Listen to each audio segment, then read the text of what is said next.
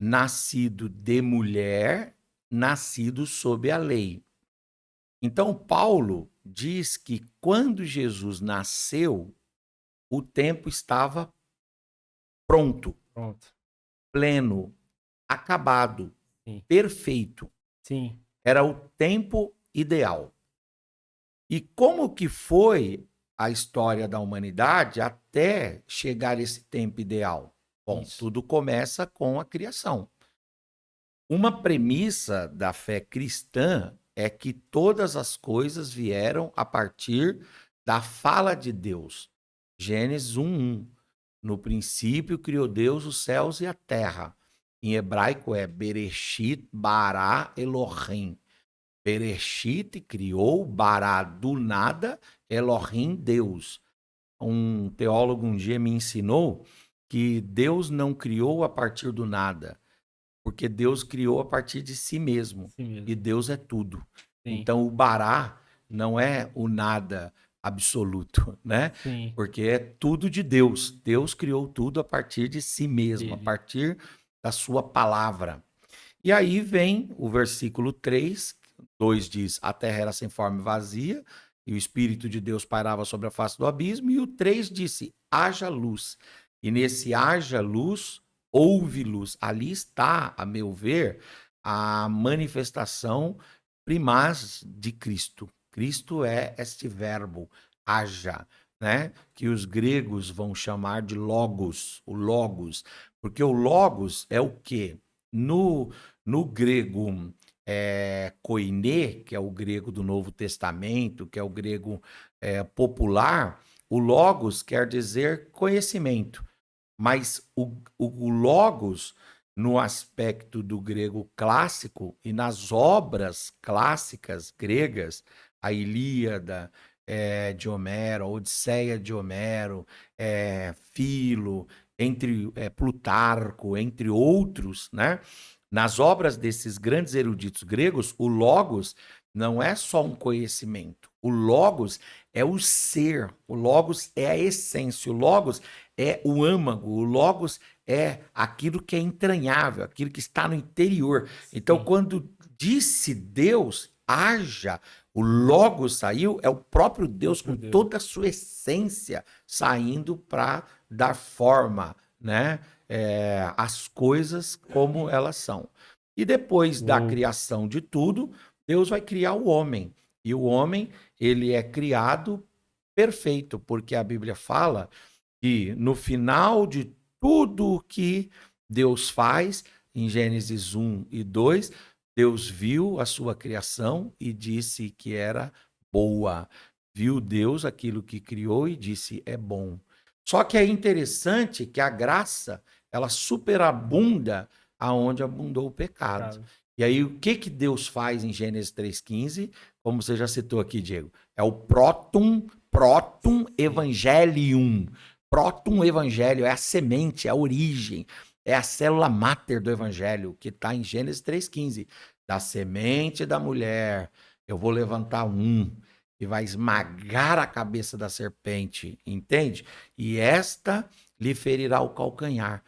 Depois, em Deuteronômio, Moisés vai falar lá, em Deuteronômio 18, vocês vão ver um profeta que é maior do que eu, a ele vocês devem seguir. E aí Deus está prometendo. Depois o Moisés morre, né? Vem o Josué também vai ser instrumento de Deus nesse aspecto profético messiânico. Depois do Josué vem os juízes, são muitos os juízes que vão falar a respeito da esperança de um redentor, de um remidor, de um resgatador. Depois vem o período da monarquia unida, com os 3 reis de Israel, da monarquia unida, Saul, Davi e o Salomão.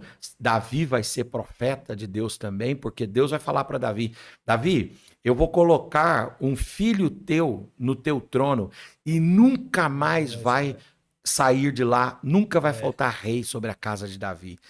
Ora, mas depois Deus vai levantar o Salomão. E o Salomão vai trazer muitas palavras proféticas. Depois do Salomão, vai levantar ali outros profetas, como Isaías. Isaías vai ser o maior profeta messiânico, o Jeremias, em Lamentações tem profecias, depois vem ali o Daniel, o Ezequiel e os profetas menores, do Oséias até o Malaquias. E em todo esse tempo, Deus está preparando o advento do seu filho, até que finalmente, né? Até que finalmente nós chegamos no final do Antigo Testamento com Malaquias. E o Filho de Deus, a semente da mulher, o Cordeiro Pascal, o Libertador, não tinha vindo ainda.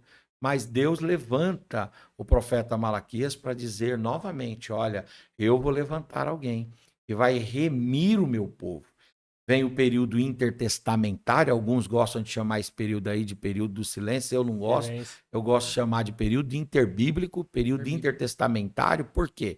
Porque é um período em que Deus fala. Deus prepara também essa plenitude do tempo quando surge o rabinato judaico. Essa ideia do Hillel, né? O Hillel, um grande rabino judeu, um pouco menos liberal, que fazia uma interpretação da Bíblia mais contemporaneizada. E surgiu também o Shammai, que era mais ortodoxo, né? Etc. Tal. E tinha também, é claro, outros rabinos. Nos dias de Jesus, existiam vários rabinos. E quando ele surge como rabi, ele não é uma agulha no palheiro. Ele é mais um. Ele é um homem comum, em que Deus decidiu, naquele dia, fazer a anunciação. De repente, começa ali com Zacarias, né? Recebendo a anunciação de que ele iria, junto com Isabel, já eram idosos e estéreis, mas eles iriam receber um filho, e que aquele filho viria no espírito de Elias. Sim. Viria como precursor do ministério de Cristo. Seria um indivíduo que deveria ter alguns cuidados com a sua pureza moral, porque Deus iria usá-lo para um propósito extraordinário. E aquele ali é quem? É João Batista. De anunciar a Maria, ele vai anunciar quem? Desculpa, a Zacarias e a Isabel vai anunciar a Maria. A Maria vai receber a anunciação, a vinda do anjo Gabriel.